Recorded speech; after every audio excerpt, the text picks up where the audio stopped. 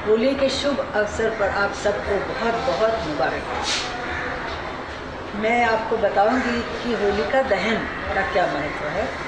उसके पहले होली के जो नियम होते हैं उनको जरा सा पाल ले। आओ बेटा, होली मुबारक। होली मुबारक। आपको भी दे दिया।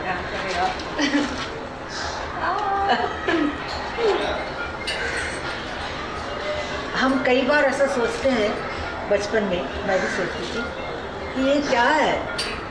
रोटी बांध देते हैं और हमको कहानी सुनाते हैं, होलिका प्रहलाद को लेके बैठी है आग में और उसको वरदान है कि वो कभी जलेगी नहीं आग में।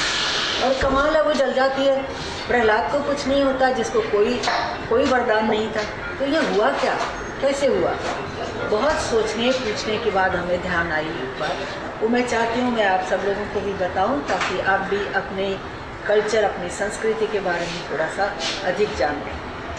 होलिका दहन इतना बड़ा इसलिए बन गया है क्योंकि प्रहलाद को उसका फादर, उसके पिताजी उसको बहुत सताते थे, क्योंकि वो स्वयं को भगवान समझते थे और ये सचमुच के भगवान की हमेशा प्रार्थना करते रहते थे। तो उन्होंने सोचा अपनी बहन को बोलता हूँ, इसको गोद में लेके आग में बैठ जाओ, तुम तो बच जाओगे, ये जल जाएगा। लेकिन देखो, जाको राखे साइयाँ मार सके ना कोई। अब उनको ये होलिका को वरदान था कि वो आग में जलेंगी नहीं।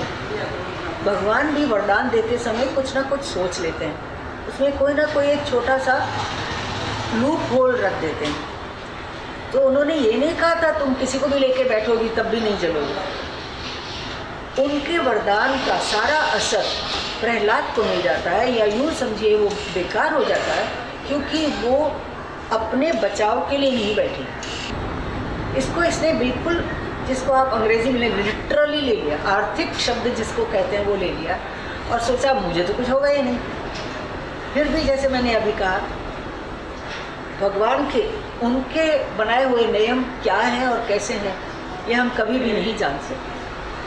होलिका जल के खाक हो गई और प्रहलाद को कुछ भी नहीं हुआ। उसको ध्यान में रखते हुए होलिका दहन करते हैं हम। और जब वो होलिका ये सब बनाते हैं, उसके अंदर एक धागे के साथ बांधकर कच्ची रोटी मोटी सी बनाकर लगा के उसको टांग देते हैं। आपने कभी नहीं किया होगा तो आज देखना। अभी हम लगाएंगे इसको आग और आप देखेंगे, थोड़ी देर के बाद जब सब शांत हो जाएगा, तुम लोग का गाना बजाना हो जाए, तब देखना हम रोटी को निकालेंगे और आपको दिखाएंगे। रोटी का धागा थोड़ा सा जलेगा, रोटी को कुछ नहीं होगा।